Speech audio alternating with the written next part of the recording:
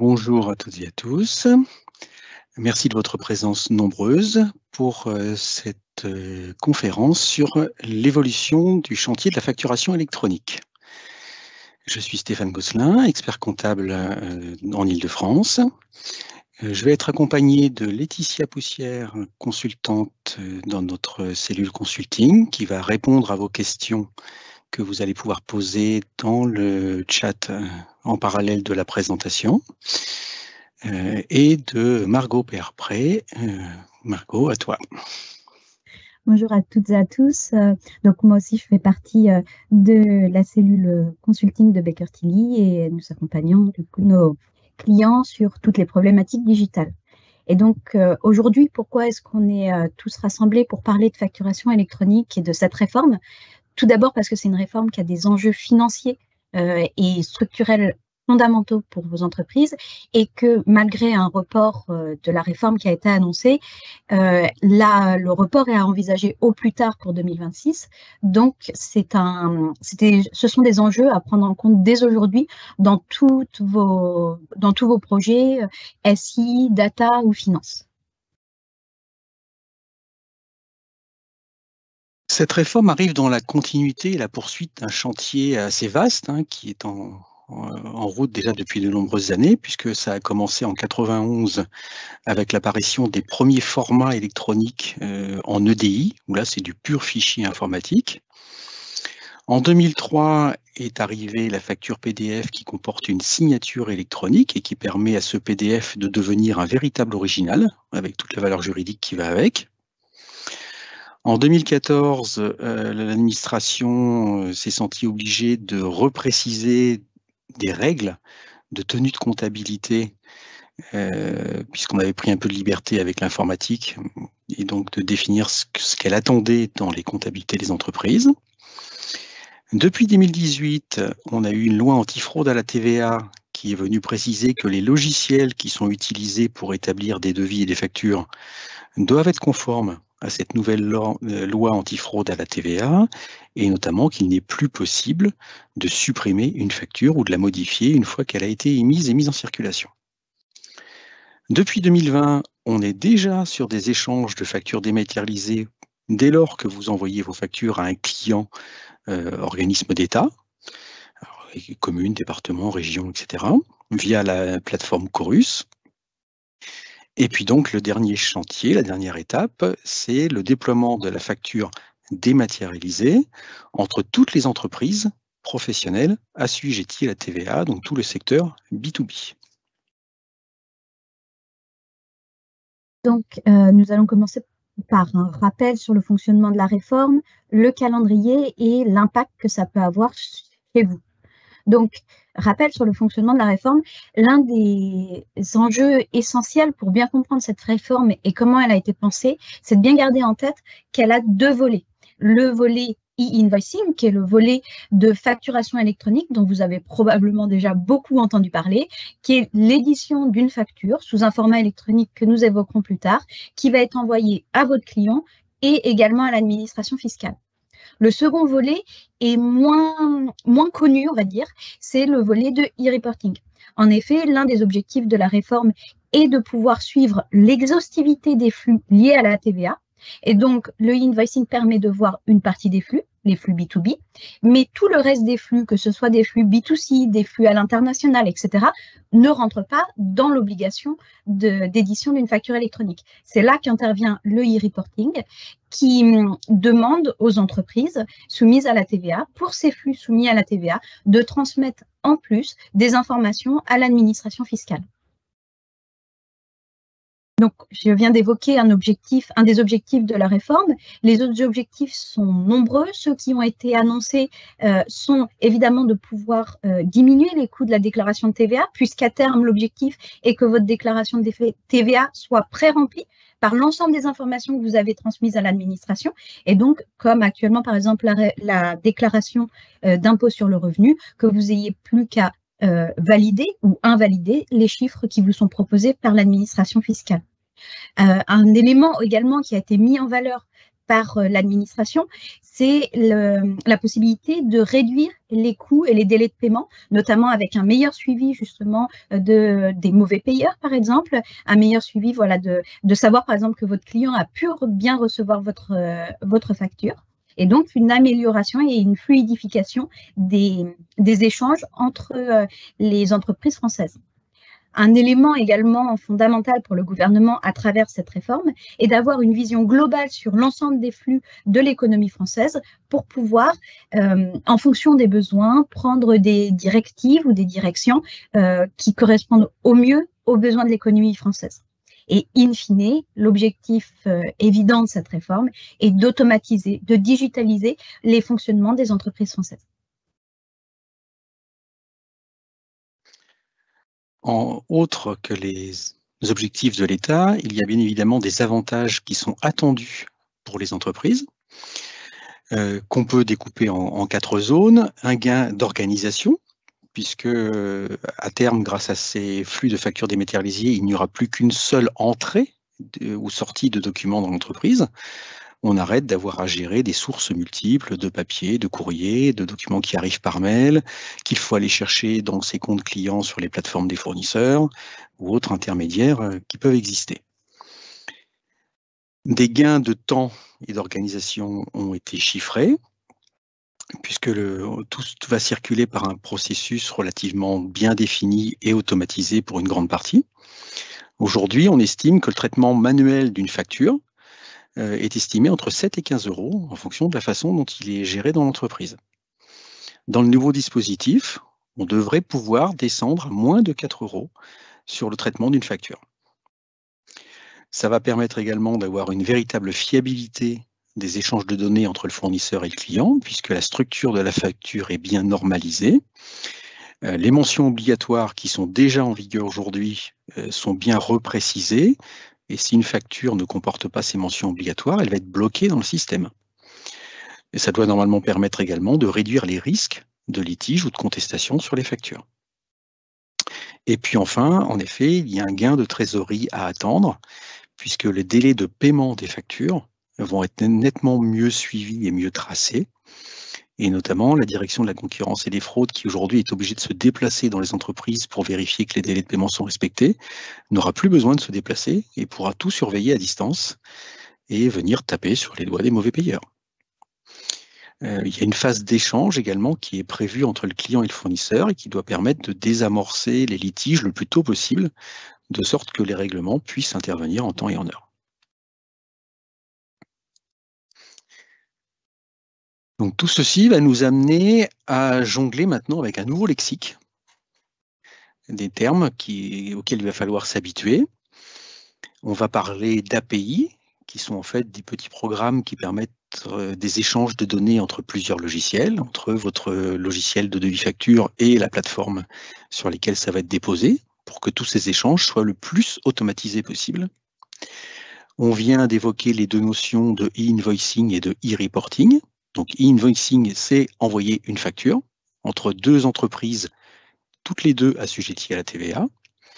Le e-reporting va permettre d'envoyer à l'administration les autres éléments nécessaires à l'établissement de la TVA, comme par exemple les recettes mensuelles d'un commerçant qui ne fait pas de facture, un boulanger, un boucher, et les opérations internationales qu'évoquait Margot tout à l'heure. Le format électronique des factures, on va voir qu'il y a 3 formats principaux qui sont autorisés par le système, et celui qui est fortement mis en avant aujourd'hui, c'est le format facture X, qui est un format hybride, un mélange de facture PDP et de fichiers XML. C'est une norme européenne qui est également choisie par l'Allemagne, qui va le déployer presque en même temps que nous. On va faire intervenir des opérateurs de dématérialisation. Donc en gros, c'est votre éditeur de logiciel de devis facture, c'est votre éditeur de logiciel de comptabilité ou de gestion qui va gérer les flux d'informations.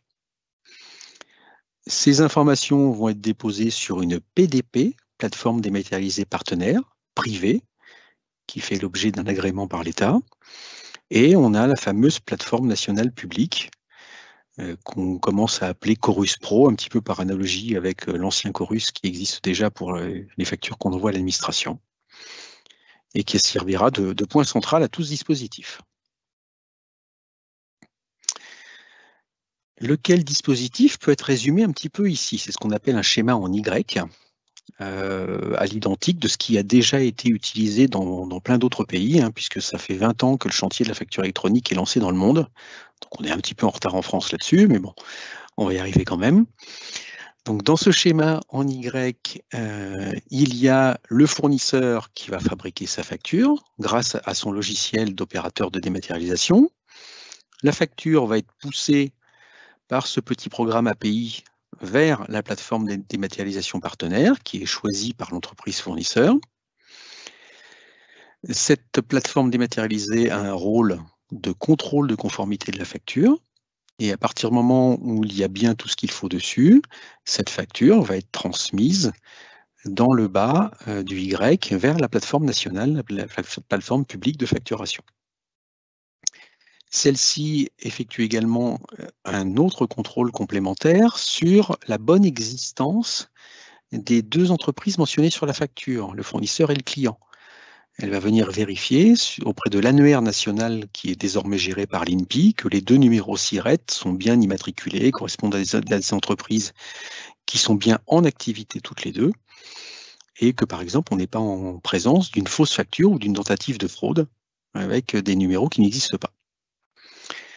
Dans le bas du Y, la plateforme publique va envoyer une partie des informations au service des impôts des entreprises, donc le hors-taxe, la TVA, le TTC et la date de facture, éléments qui vont servir justement au centre des impôts à suivre la notion de TVA attendue et déclarée le mois d'après par les entreprises.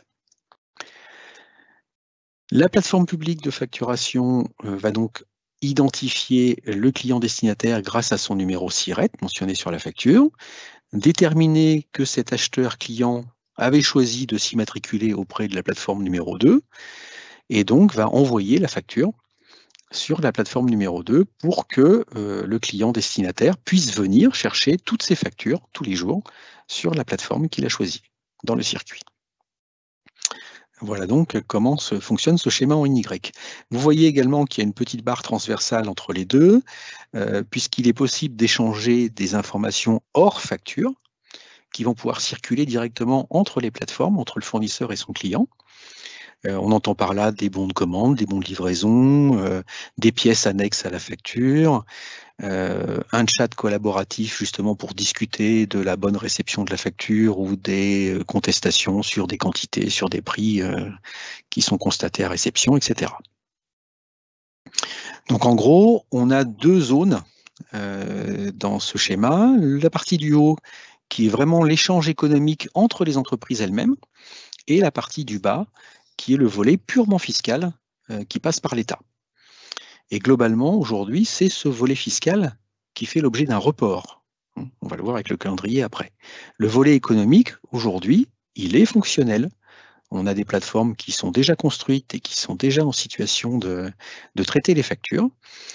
Et donc, concrètement, on peut déjà y aller.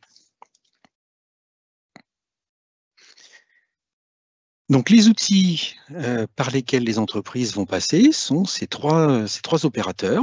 La plateforme publique de facturation qui est gratuite et qui a un rôle d'émettre et de transmettre les factures sous les trois formats électroniques officiels et qui va concentrer les informations pour les transmettre à l'administration fiscale et les remonter vers les clients destinataires.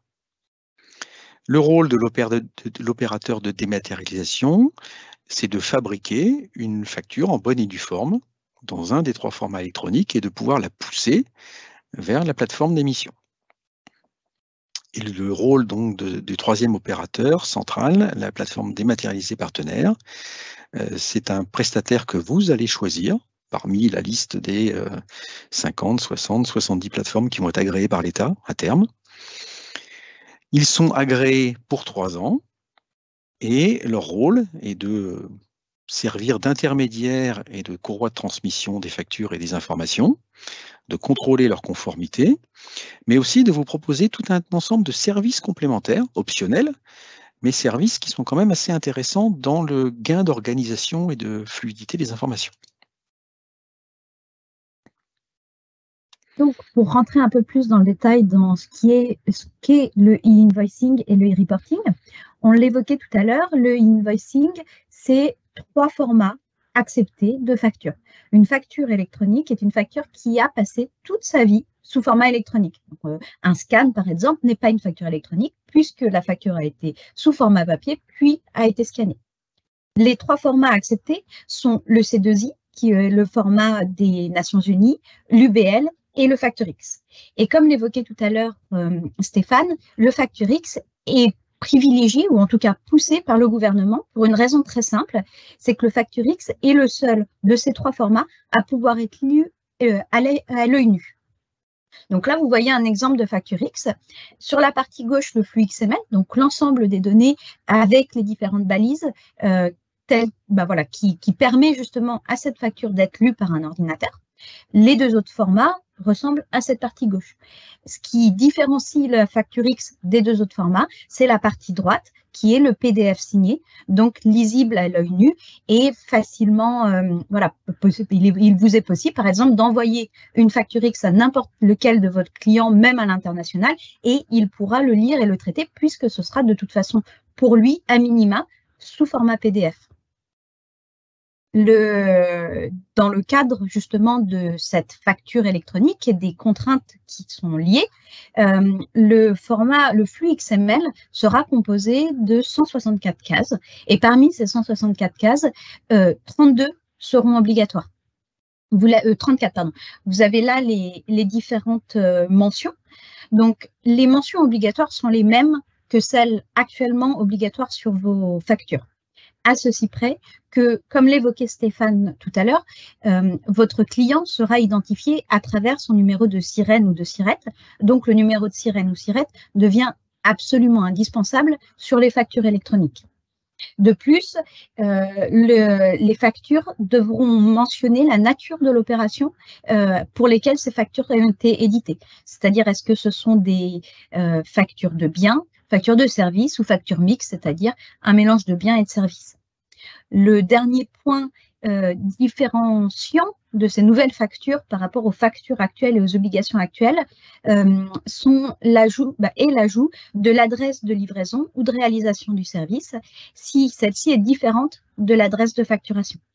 Et donc, comme je l'évoquais tout à l'heure, le flux XML est composé de 164 cases, donc c'est 32 cases obligatoires et toutes les autres cases sont des cases qu'on va appeler métiers, c'est-à-dire des cases qui seront utilisées en fonction de des contraintes propres de votre métier et de vos besoins de transmettre soit à l'administration fiscale, soit à votre client des informations spécifiques. Donc, on l'évoquait tout à l'heure, vous en avez sûrement entendu parler, le calendrier a été reporté. Voici le calendrier initial de la réforme avec une obligation de réception pour toutes les entreprises à juillet 2024 et une obligation d'émission qui se serait échelonnée pour les entreprises entre 2024 et 2026. Le report a été annoncé courant de juillet de cette année pour plusieurs raisons, notamment le besoin de finaliser le développement de la plateforme publique, qui, comme vous l'avez vu, est au cœur du système, puisque c'est elle qui est au creux du Y et donc qui reçoit l'exhaustivité des informations. Donc, cette plateforme publique n'était pas encore suffisamment développée pour être utilisée dès juillet 2024. Le fait également que les entreprises étaient relativement peu préparées pour ce qui arrivait et la complexité que pouvait revêtre le fait de lier et de créer cet annuaire national des entreprises. Donc, à date, nous n'avons pas de calendrier officiel, mais un calendrier, on va dire, hypothétique a été présenté par la FNFE, la Fédération nationale de la facturation électronique, et le calendrier définitif sera annoncé dans le cadre de la loi de finances 2024.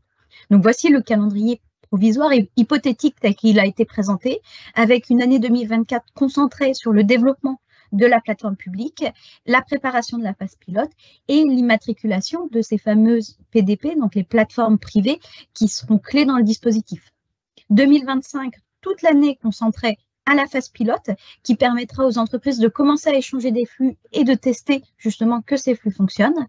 Et l'année 2026 pour le lancement réel de la réforme, avec une obligation de réception dès le début de l'année pour toutes les entreprises en France et une obligation d'émission qui s'échelonnerait au cours de l'année.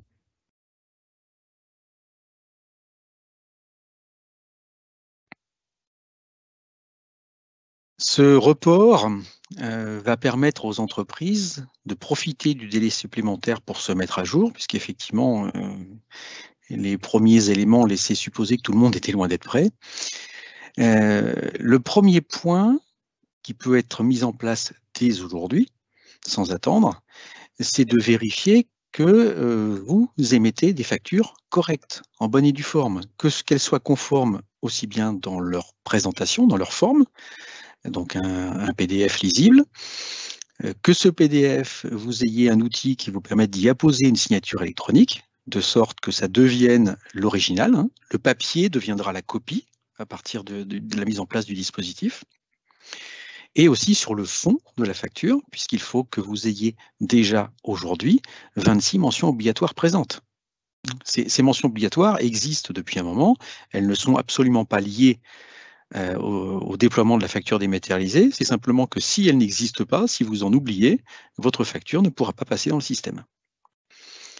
Et puis ça va permettre également de recadrer un petit peu la présentation des factures, notamment sur le sujet des acomptes, qui sont relativement maltraités par un certain nombre d'éditeurs de logiciels.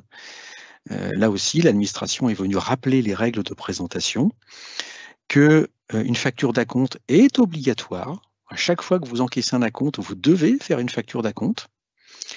Et lorsqu'on établit la facture de solde de l'opération, l'acompte ne doit pas être déduit dans le pied de la facture après le TTC, mais il doit bien être déduit dans le corps de la facture avant le total du hors-taxe.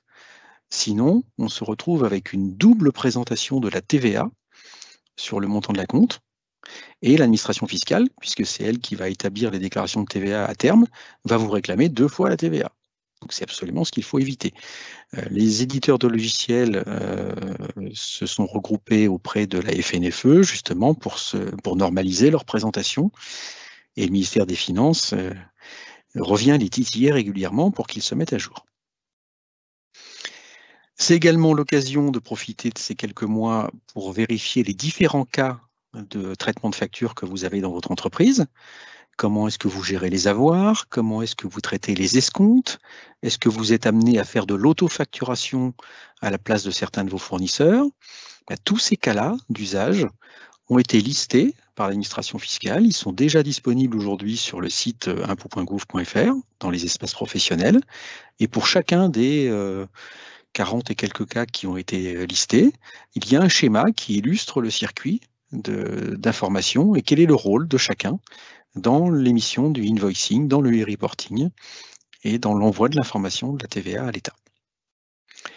C'est également l'occasion de faire dès à présent, avant de rentrer dans le système, votre diagnostic digital pour bien voir comment est organisée votre entreprise, à la fois ce qui est déjà automatisé aujourd'hui et qu'est-ce qui est manuel et qui va faire l'objet d'une mutation sur les outils des plateformes. Et puis vous aurez toute l'année 2025 pour pouvoir profiter de la phase pilote et tester correctement le dispositif avant d'entrer dans l'envoi réel à l'administration fiscale à partir de 2026. On a un exemple assez concret de ce qui s'est passé en Italie, qui est passé depuis 2019. Les premiers mois de déploiement de la réforme, il y avait un taux de rejet des factures de près de 50%, parce que les entreprises avaient sous-estimé tous ces éléments-là préparatoires. Une facture qui est rejetée, c'est une facture qui n'arrive pas chez votre client, et donc votre client ne vous paye pas. La sanction, c'est votre trésorerie derrière. Donc il est absolument vital et nécessaire de bien se préparer en amont et de profiter de tous ces mois de report pour tester les dispositifs et le mettre en fonction. Donc l'impact concret sur vous et votre entreprise, tout ce que nous venons de vous présenter, en fait, peut se résumer en 4 obligations dans le cadre de la réforme. La première obligation, c'est de recevoir les factures, c'est-à-dire d'être en mesure de recevoir les factures sous l'un des formats obligatoires et de pouvoir les traiter, évidemment, derrière. Donc après, vous savez, vous pouvez les recevoir soit via une plateforme privée, une PDP, soit via la plateforme publique, la PPF. Votre deuxième obligation est de pouvoir émettre justement ces factures dans l'un des 3 formats obligatoires, soit en utilisant un OD, comme l'évoquait Stéphane, qui peut être par exemple votre logiciel de facturation, votre logiciel de comptabilisation, etc., soit en utilisant une PDP, donc une plateforme privée qui vous proposerait de transformer une facture existante en facture sous un des formats acceptés, ou alors, en dernier lieu, de saisir manuellement sur la plateforme publique en cas de flux très très faible, et la plateforme publique pourrait alors éditer votre facture sous l'un des formats obligatoires.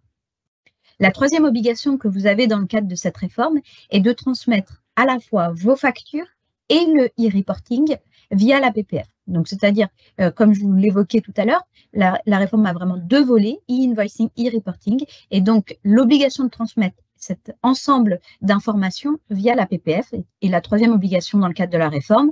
Ceci peut être fait via une PDP, une plateforme privée, ou directement à travers la PPF. La dernière obligation dans le cadre de cette réforme est la mise à jour de statut. En effet, vos factures, en circulant dans ces différents flux, pourront être liées à certains statuts qui peuvent être, par exemple, déposés au moment où vous mettez la facture sur la plateforme, qui peuvent être, par exemple, refusés. Vous recevez une facture de votre fournisseur que vous n'acceptez pas, vous êtes tenu d'aller sur la plateforme et de refuser cette facture pour que votre fournisseur soit au courant que cette facture ne vous convient pas. Et cette gestion des statuts peut être faite toujours de la même manière, soit sur une plateforme privée, soit directement sur la plateforme publique. Alors, aujourd'hui, concrètement, quelles sont vos options parmi les outils, etc. Il y a 2 options, 2 grands types d'options, soit de passer par des outils privés, que ce soit des OD ou des PDP, soit de passer directement par la plateforme publique. En ce qui concerne les outils privés, on n'est pas encore en mesure de vous transmettre la liste, puisque comme on le disait tout à l'heure, ces outils doivent être immatriculés par l'État et aujourd'hui, l'État est en cours d'audit des différents outils qui ont posé leur candidature. Ces outils ont déjà, par contre, commencé à annoncer offrir des services spécifiques, offrir des services métiers, par exemple, en fonction du secteur dans lequel vous êtes. Certains outils offriront des contrôles spécifiques de vos factures, par exemple, ou offriront des services supplémentaires liés à la trésorerie, liés à la gestion des achats, etc., etc. Et vous avez, dans le cadre de cette réforme, le droit de choisir le nombre de plateformes que vous voulez. L'autre option est de passer par la plateforme publique, soit, comme je l'évoquais tout à l'heure, en saisissant directement si vous avez des flux très faibles, ou en liant votre outil de facturation ou votre OD directement sur la plateforme par des modes EDI ou API, par exemple.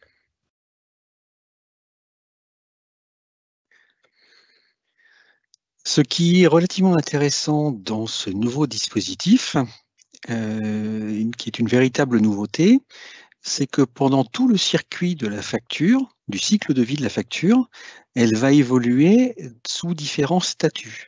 Et que ces statuts, ces informations de statut seront échangées entre le fournisseur et son client. Ce qui va permettre à chacun des 2 intervenants de savoir où en est le traitement de la facture chez l'un et chez l'autre, dans une réelle transparence.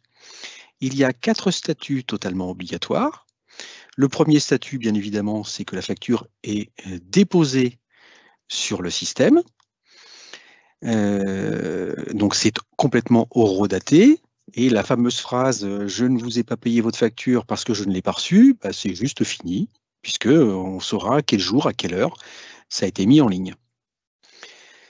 Les factures donc, vont transiter par la PDP et la PPF qui vont faire des contrôles de conformité. Et comme on le disait tout à l'heure, si les 26 mentions obligatoires déjà en vigueur aujourd'hui et les 32 plus tard ne sont pas présentes sur la facture, elle sera rejetée. Si l'un des 2 numéros SIRET du client ou du fournisseur ne correspond pas à l'annuaire officiel des entreprises, elle sera rejetée. Rejetée, ça veut dire que ça passe pas, encore une fois, ça ne passe pas du tout dans le système, ça n'arrive pas jusqu'au client destinataire. et un retour à l'émetteur en lui disant revoyez votre copie parce que là ça ne va pas, il manque des choses. Et on vous liste effectivement les anomalies qui sont gênantes. Une fois que c'est arrivé chez le client qui a reçu la facture, celui-ci devra dire, il devra dire assez rapidement, s'il refuse la facture, de sorte qu'on puisse rentrer en discussion pour traiter les motifs du refus. Je ne suis pas d'accord avec le prix, vous m'aviez promis une remise, il n'y a que la moitié qui a été livrée, pas la totalité, c'est pas envoyé à la bonne adresse, il faut le mettre sous le numéro SIRET d'un autre établissement, etc. On est sur des motifs assez standardisés. Et puis les derniers statuts obligatoires, on revient au fournisseur et l'émetteur qui va venir dire oui, ça y est, ma facture a bien été payée, je l'ai encaissée. Ce qui va permettre notamment à l'État de suivre cette fameuse notion de TVA sur encaissement, puisque avec le Code général des impôts qu'on a en France, rien n'est forcément très simple en matière de TVA. Donc ça, ce sont les 4 statuts obligatoires.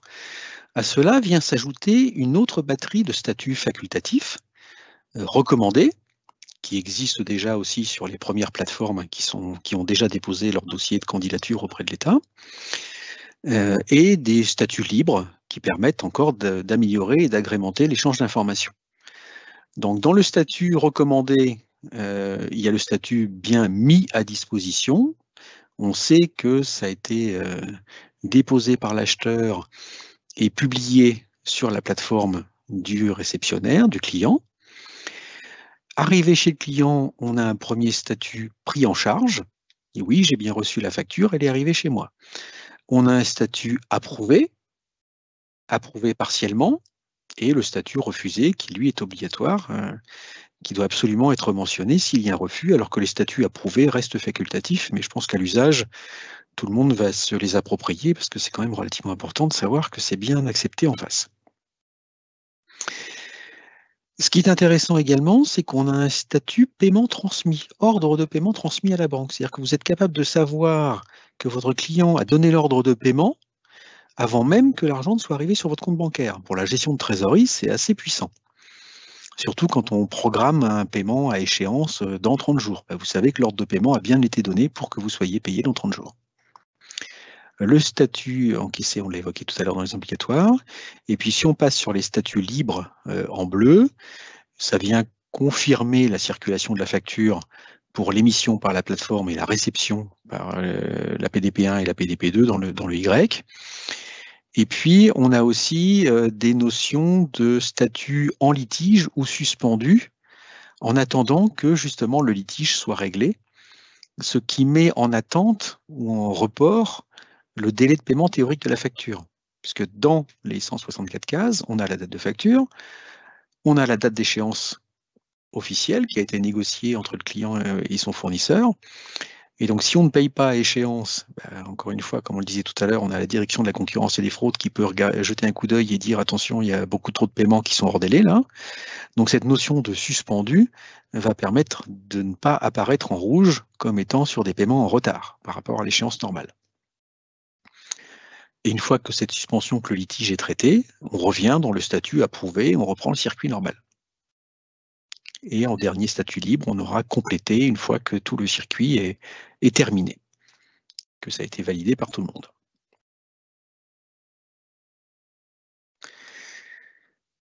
Donc ce dispositif amène quand même un certain nombre d'opportunités et d'intérêts sur lesquels vous allez pouvoir capitaliser en fonction de votre organisation actuelle, mais aussi de la façon dont ça va modifier ou impacter votre organisation. Vous allez pouvoir capitaliser sur ces opportunités, améliorer l'automatisation à travers la digitalisation et venir chercher les fameux gains de temps qui sont attendus par le dispositif.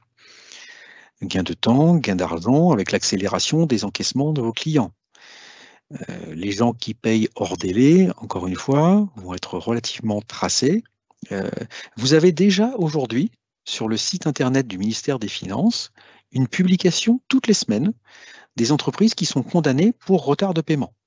Alors c'est fait, encore une fois, un peu manuellement parce qu'il faut que les inspecteurs de l'État se déplacent dans les entreprises pour le voir, mais toutes les semaines, aujourd'hui, vous avez des entreprises qui sont condamnées et qui sont listées publiquement sur Internet comme étant des mauvais payeurs. Ça va nettement s'accélérer avec ce dispositif. Et on peut donc espérer que le point faible des entreprises aujourd'hui, qui est la gestion de la trésorerie et le bon encaissement des factures, devrait assez nettement s'améliorer. Les informations vont être sécurisées, puisque tout est bien géré par un flux unique et identique pour tout le monde. Ça devrait normalement permettre de faciliter l'élaboration des déclarations de TVA, comme ça commence déjà un petit peu, hein, si vous faites des opérations à l'international, vous voyez que vos déclarations de TVA sont déjà pré-remplies par les services des douanes sur les informations relatives à vos importations et exportations. La qualité des données va s'améliorer et normalement, une partie des litiges clients devrait se solutionner plus facilement.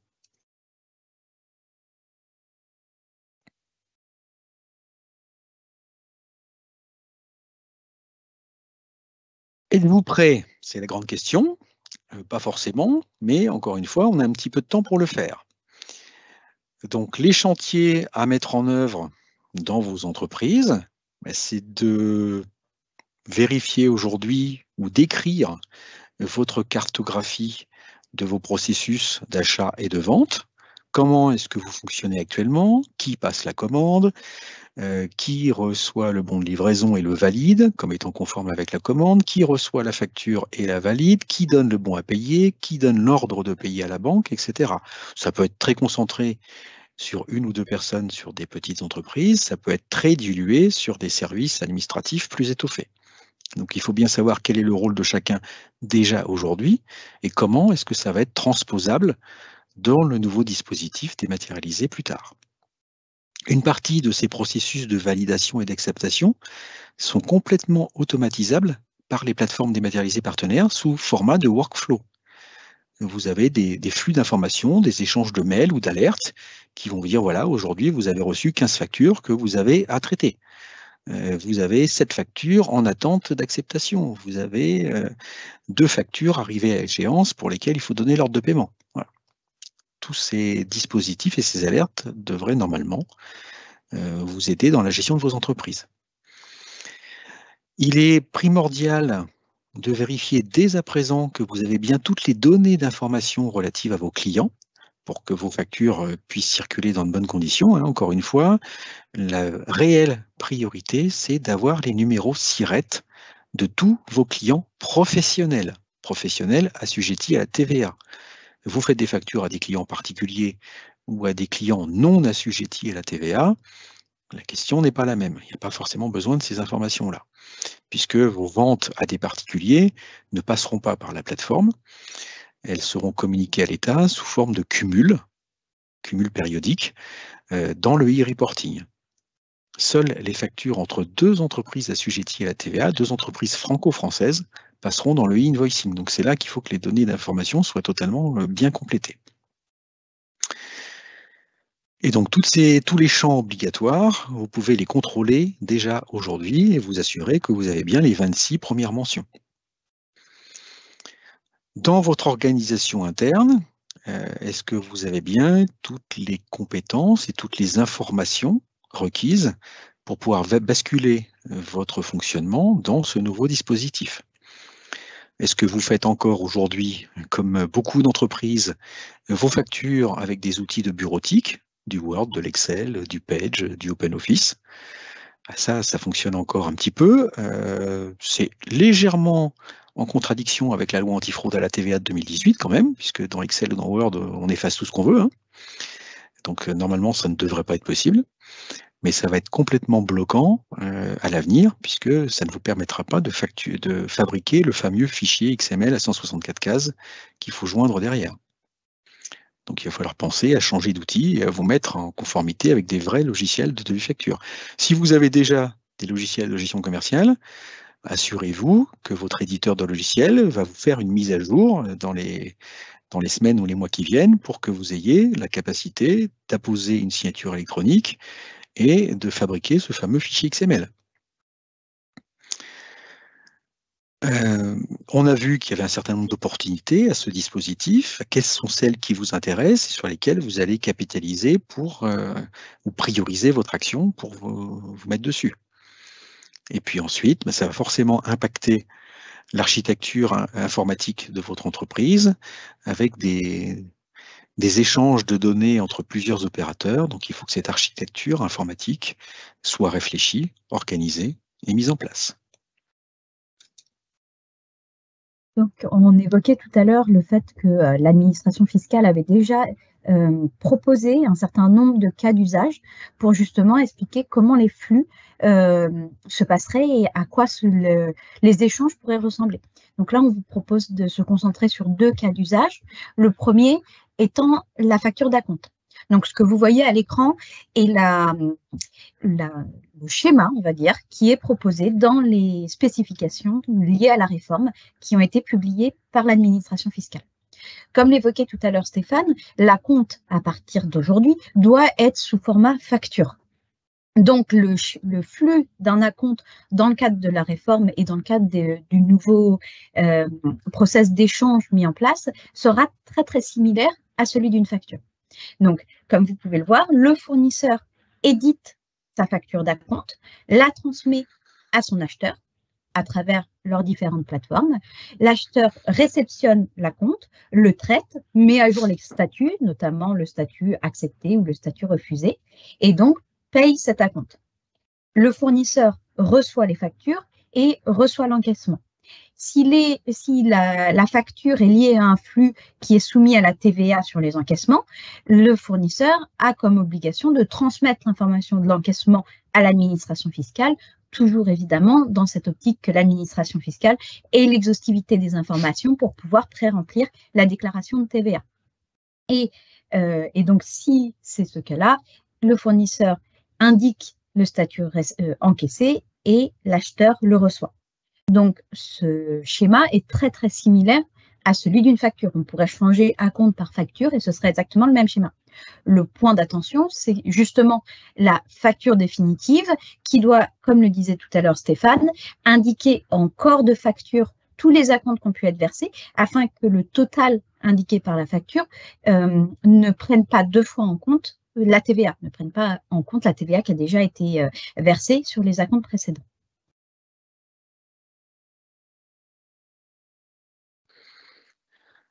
Un autre exemple de cas d'usage qui est proposé par l'administration, c'est la gestion des escomptes, puisque là, évidemment, on va se retrouver avec un paiement différent du montant de la facture.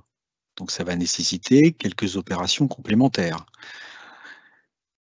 L'émetteur, le fournisseur, réalise la livraison d'un bien, d'une prestation de service. Il envoie sa facture qui précise dans les conditions générales de vente qu'en cas de paiement anticipé, le client bénéficie d'un escompte. La facture va être envoyée au client assujetti qui va la réceptionner et qui va la mettre en paiement de façon anticipée par rapport au délai normal en déduisant l'escompte qui est autorisé, sur lesquels ils se sont mis d'accord. Cette information de paiement est renvoyée chez le fournisseur qui va donc encaisser le paiement. Comme le paiement est différent du montant de la facture, ça nécessite l'émission d'un avoir pour la différence, le motif de l'avoir étant l'escompte de paiement et la réduction également de la TVA correspondante. Cet avoir est une facture à part entière, est un document à part entière qui repart dans le circuit de invoicing et qui est transmis au client, qui va donc réceptionner cet avoir. Dans les informations de flux qui vont passer par l'administration fiscale, on a le flux de invoicing avec la facture initiale et l'avoir, donc 2 documents qui vont circuler. Et puis, le 3e flux dans le e-reporting, ce sera l'information du paiement partiel, donc par différence entre la facture initiale et l'avoir d'escompte, qui sera émis a posteriori.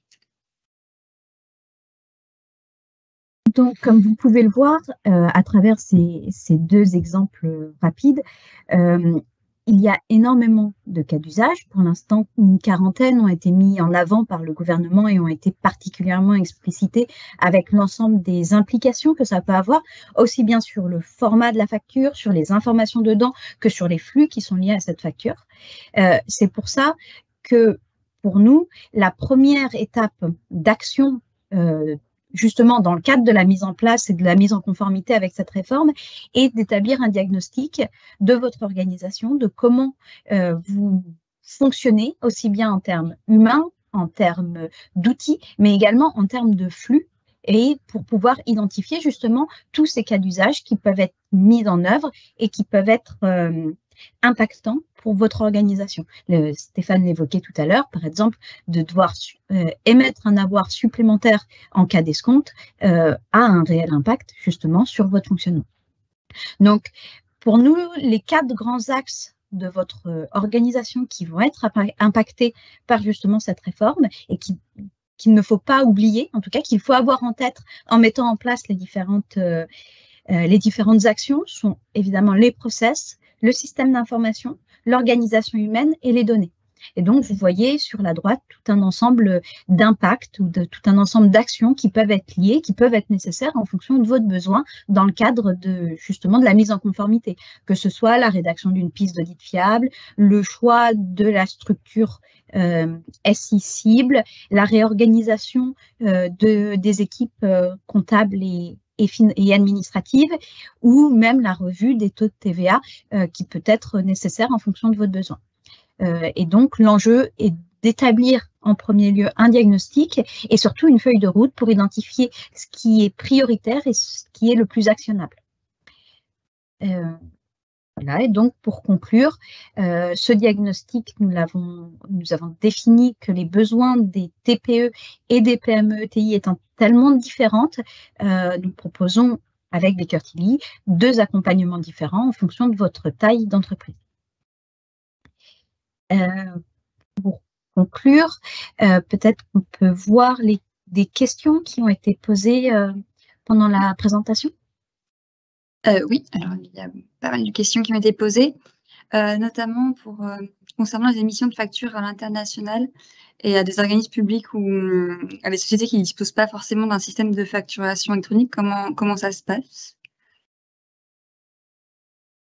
Les clients étrangers n'ont pas accès aux plateformes françaises dans l'état actuel. Comme on le disait tout à l'heure, c'est uniquement les entreprises françaises assujetties toutes les 2 à la TVA qui sont concernées par le e-invoicing.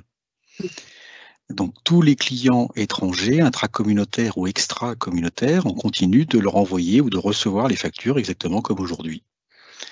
Les informations économiques de ces opérations seront quand même communiquées à l'État à travers le flux de e-reporting, puisqu'il y a notamment des opérations d'auto-liquidation de TVA qui portent sur ces opérations-là. Et j'ai une question sur le système de facturation. Est-ce qu'il est obligatoire pour les entreprises B2C qui vendent des services en ligne? Exemple, formation non certifiante, podcast, etc.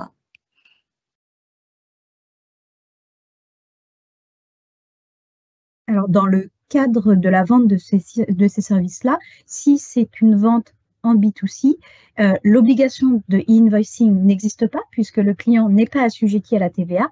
Par contre, il y a l'obligation de e-reporting. C'est-à-dire que dans le cadre d'une vente B2C, qu'elle soit sur Internet ou que ce soit par exemple une boulangerie ou une boucherie, il n'y a pas d'obligation d'émission d'une facture sous un format spécifique. Si votre client demande une facture, vous pouvez les mettre sous le format souhaité. Par contre, il y a l'obligation de transmission des données commerciales et notamment des flux liés à la TVA à l'administration fiscale.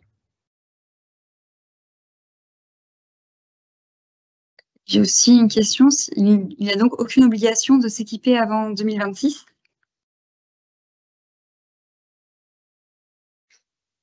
Non, pour l'accès aux plateformes dématérialisées, pour l'envoi de l'information à la plateforme publique. Oui, pour autant, sur avoir un outil de devis facture en bonne et due forme, puisque la loi antifraude à la TVA date quand même de 2018. Et le fait d'avoir aujourd'hui des outils de devis facture, de facturation qui permettent d'effacer des choses ou de supprimer des factures est quand même moyennement toléré par l'administration fiscale. Un des éléments également, c'est que certes, il n'y a pas d'obligation de se lier à une PDP ou à la PPF avant 2026. L'un des intérêts de ce report est quand même de pouvoir tester certains flux, parce que comme on l'évoquait tout à l'heure, si les flux sont rejetés, notamment pour des questions de forme ou des questions de données ou de sémantique, etc., l'information ne va pas jusqu'au client. Et il y a interdiction absolue de transmettre, à partir du moment où la réforme est mise en place, de transmettre votre facture au client final de manière directe, sans passer par ce système avec les PDP et les PPF. Aussi, il peut être intéressant de commencer à vous projeter et de vous dire que justement, vous profiterez par exemple de la phase pilote pour tester un flux de transmission de données ou en tout cas pour tester l'usage de certaines plateformes et vous assurer que justement les flux à partir de 2026 seront en mesure de répondre aux contraintes.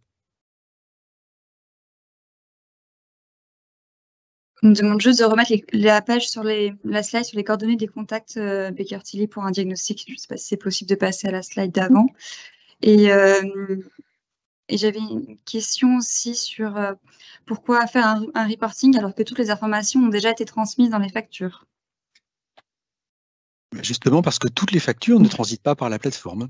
Uniquement les factures entre deux entreprises du B2B, donc entre deux entreprises franco-françaises soumises à la TVA. Vous faites une vente à un particulier, ça ne passe pas par la plateforme. Vous faites une vente à une entreprise non assujettie à la TVA, du secteur de la santé, du secteur de l'assurance qui sont exclus de la TVA, la facture ne passera pas dans le e-invoicing. Donc il y a une multitude de ventes, d'opérations de chiffre d'affaires qui ne font pas l'objet d'une facture qui passe entre les mains de l'administration. C'est pour ça que le e-reporting a été rajouté en complément pour que l'État ait bien la vision globale de la totalité du chiffre d'affaires soumis à la TVA vis-à-vis d'entreprises françaises, soumis à la TVA vis-à-vis de clients particuliers ou exonérés de TVA pour différents motifs, que ce soit de l'international, de l'export, de l'autoliquidation, etc. Même les chiffres d'affaires exonérés de TVA sont à mentionner sur les déclarations de TVA. Il y a une case exprès pour ça. Et pour une micro-entreprise de service avec juste quelques factures émises par an, tout peut donc se faire via la PPF. On n'est pas obligé de passer par une PDP. En effet, la plateforme publique de facturation propose une interface de saisie des informations sur un petit écran où il y a les 26 données qui sont mentionnées. On peut les remplir à la main pour une SCI qui fait une facture par mois de loyer soumis à TVA. Il n'y a pas forcément besoin de passer par une PPF, on peut saisir une facture à la main sur la plateforme publique. Quand les volumes de factures augmentent un petit peu, ça a commencé à être un peu compliqué de le faire manuellement, et c'est là que l'automatisation à travers l'opérateur de dématérialisation et la PDP prend tout son sens. Le point d'attention, toutefois, est que même si vous émettez très peu de factures, je pense on prenait tout à l'heure l'exemple d'une boulangerie, par exemple, qui va probablement émettre très très peu de factures, mais qui va quand même faire beaucoup de flux soumis à la TVA et qui va devoir donc envoyer toutes ces informations de e-reporting à l'administration fiscale. Et donc, la question sera alors de demander justement à son éditeur de logiciels de caisse, est-ce qu'il va pouvoir se lier à la PPF pour transmettre les informations de e-reporting, ou alors est-ce qu'il propose plutôt de se lier à une plateforme privée qui va elle-même transmettre les informations de e-reporting?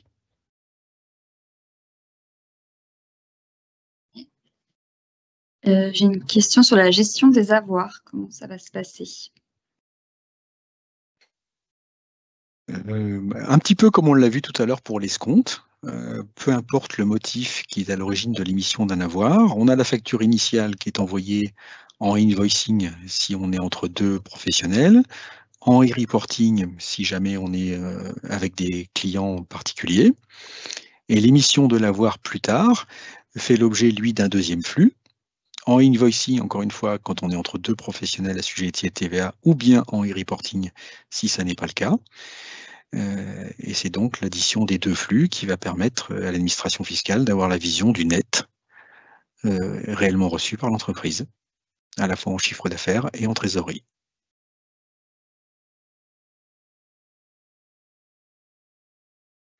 On a aussi une petite notion intermédiaire d'avoir interne à l'entreprise quand on est dans le cadre d'un rejet technique de la première facture initiale, qui est rejetée par les plateformes puisqu'elle n'a pas les bonnes mentions obligatoires, ou un élément qui bloque. Soit le rejet technique est très très rapide quasiment au moment de l'émission de la facture et elle n'est pas encore verrouillée et bloquée dans votre système de facturation, donc vous pouvez revenir dessus pour la modifier. Soit elle est déjà verrouillée et immodifiable au moment où vous avez l'information du rejet technique, et dans ce cas-là, vous allez émettre un avoir interne d'annulation de la première facture.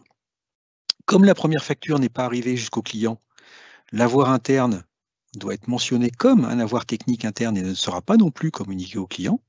Il fait juste l'objet d'une annulation chez le fournisseur émetteur. Et ensuite, on émet un troisième document, la facture corrigée, rectifiée, qui, elle, passera bien dans le système. Contrairement aux avoirs classiques, qui, eux, ont bien vocation à circuler entre le client et son fournisseur, dans les deux sens.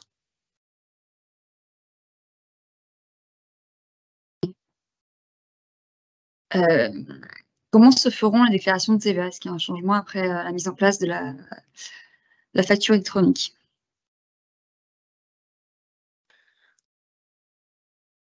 Pour l'instant, on est toujours sur le même formulaire et la même présentation. C'est simplement que des cases vont être pré-remplies par l'administration fiscale. Elle mentionnera le chiffre d'affaires dont elle a eu communication à travers les doubles flux de invoicing et de e-reporting. Donc, quand vous faites une vente de marchandises, une vente de biens, vous devez verser la TVA le mois même où vous avez effectué la vente, peu importe que la facture soit payée ou pas. Alors qu'au contraire, quand vous faites une prestation de service, vous reversez la TVA au Trésor public uniquement quand vous êtes payé par le client. Donc ça peut être immédiat si on est sur un paiement comptant, mais ça peut être le mois d'après ou dans 2 mois si vous êtes sur un paiement à 60 jours.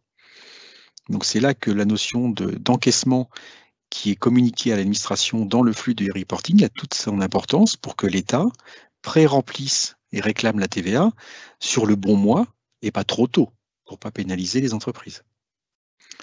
L'État va aussi utiliser ces informations et ces flux pour s'assurer qu'une entreprise peut récupérer la TVA déductible sur ses achats parce que cette même TVA est bien mentionnée et reportée en encaissement, en TVA collectée, chez l'émetteur de la facture. Puisque c'est l'une des grandes fraudes à la TVA qui existe aujourd'hui, c'est justement ce cas-là. Hein. Il y a 2 entreprises complices qui se créent, qui se partagent les factures entre elles. Il y en a une qui récupère la TVA pour le client réceptionnaire et qui demande le remboursement de la TVA à l'État. Et le fournisseur émetteur, lui, il oublie de déclarer sa TVA et de la reverser au Trésor public. Ils font ça pendant 3 mois, 4 mois, 5 mois, puis après ils ferment la boîte et ils partent avec la caisse. Souvent à l'étranger. Là, pour le coup, on ne pourra récupérer et se faire rembourser une TVA que si en parallèle, elle est bien déclarée et payée, collectée par l'autre entreprise en face dans le circuit. On peut faire le parallèle, encore une fois, avec les opérations à l'international hein, qui sont déjà aujourd'hui pré-remplies par les douanes sur les déclarations de TVA. Quand vous allez sur votre site impôt.gouv et que vous faites des opérations à l'international, vous ouvrez votre déclaration de TVA du mois de septembre, là, qui est à déclarer en ce moment, et les opérations extra-communautaires sont déjà renseignées.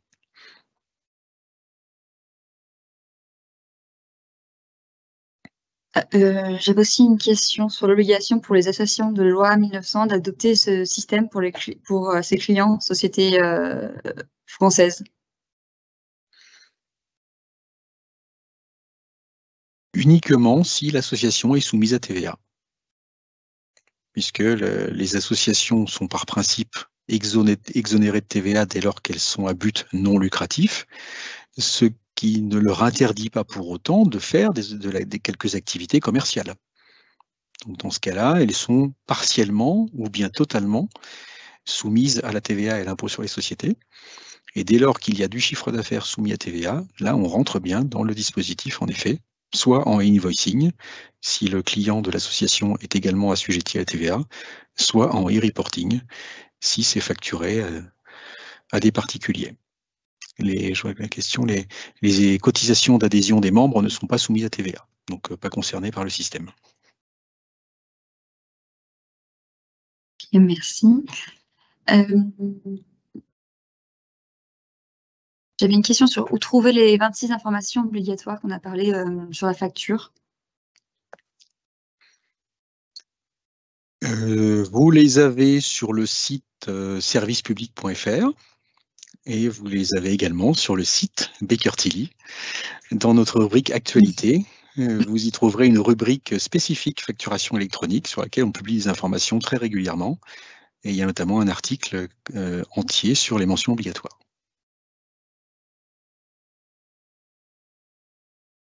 Pour le e-reporting, est-ce qu'il faudra quand même envoyer les factures sur une plateforme?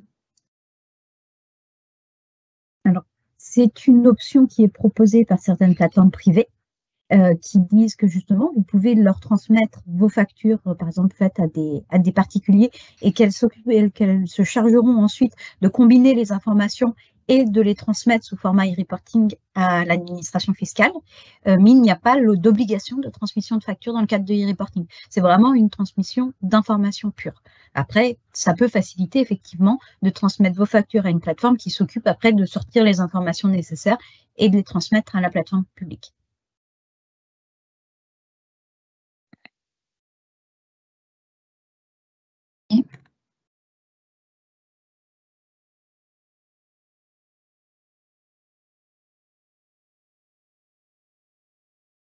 Pour les clients non assujettis à la TVA, obligation e-reporting, peut-on continuer d'émettre des factures sous format Word ou Excel?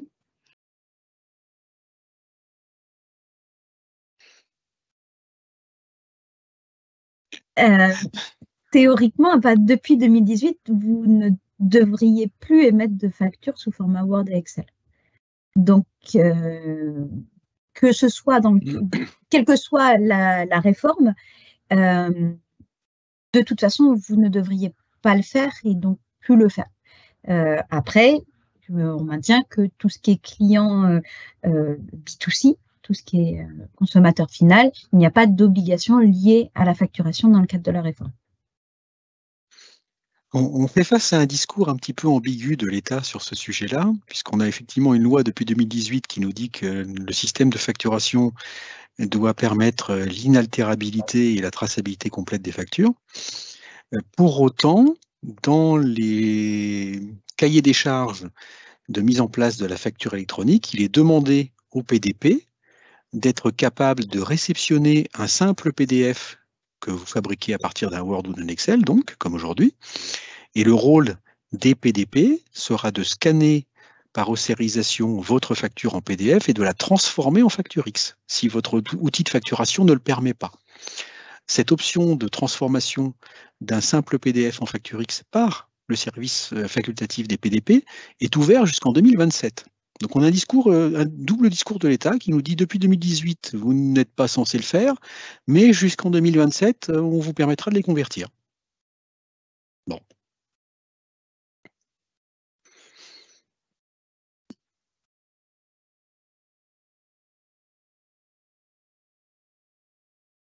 J'ai aussi une question de comment recevoir une facture électronique lors d'un achat de produits dans une grande surface. Exemple, Leroy Merlin, Castorama.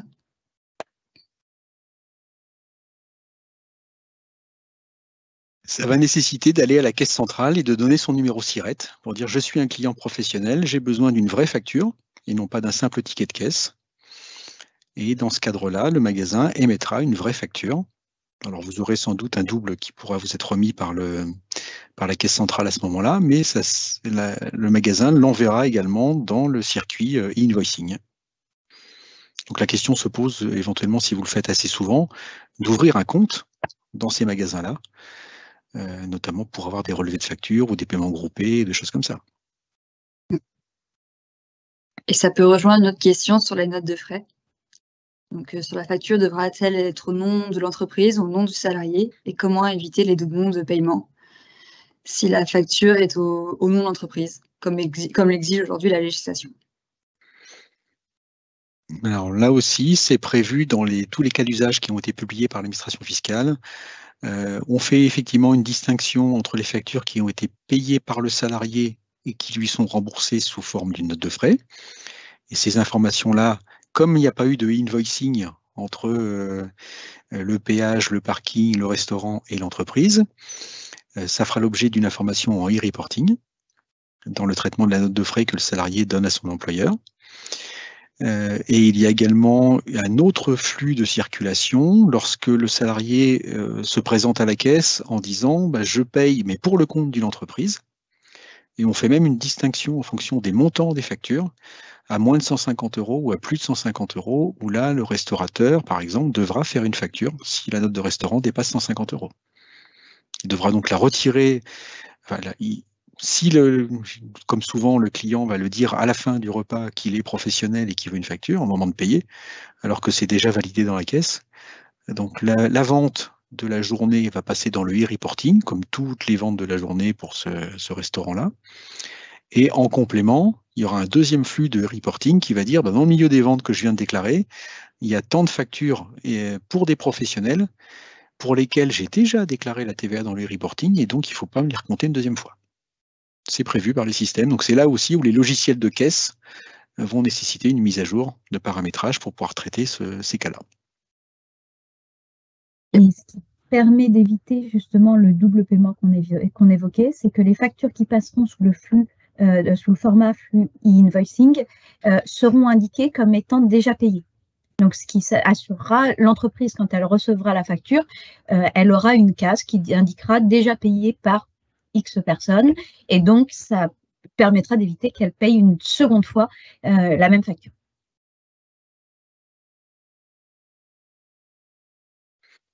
J'ai une question. C'est si tout passe directement par l'État, quel va être le rôle du coup du cabinet comptable? De récupérer les informations et de pouvoir les injecter dans la comptabilité comme aujourd'hui. Ça ne dispense pas de tenir une comptabilité. Ça nécessite de vérifier la déclaration de TVA qui est communiquée par l'administration fiscale et sur lesquelles on peut avoir des désaccords. Déjà aujourd'hui, sur les opérations à l'international qui sont pré-remplies par les douanes, on n'est pas toujours d'accord avec ce que l'État nous pré-remplit, parce qu'il y a des décalages où le fournisseur, le livreur a considéré que l'opération était datée du 31, sauf que le 31, vous n'étiez pas là pour réceptionner et que ça a été livré effectivement le 2 sur le mois suivant et que ça fabrique un décalage. Donc on corrige déjà régulièrement aujourd'hui les déclarations pré-remplies par l'État et on pourra continuer à amender ces déclarations pré-remplies par l'État dans le futur, notamment sur l'aspect des notes de frais, où il risque d'y avoir un petit peu de flottement au début. Et il y a toujours une comptabilité et un bilan à émettre en parallèle. Donc sur ces aspects-là, ça ne change absolument rien.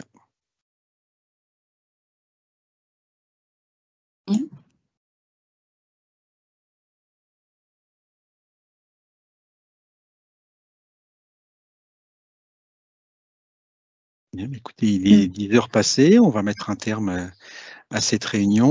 On va continuer à répondre par écrit aux questions qui sont dans le fil de discussion. Et donc vous pourrez continuer à en reposer quelques autres si vous le souhaitez. Il nous reste à vous souhaiter une bonne journée et bien évidemment, votre interlocuteur habituel chez Baker Tilly reste à votre disposition pour vous accompagner dans tous ces changements à venir.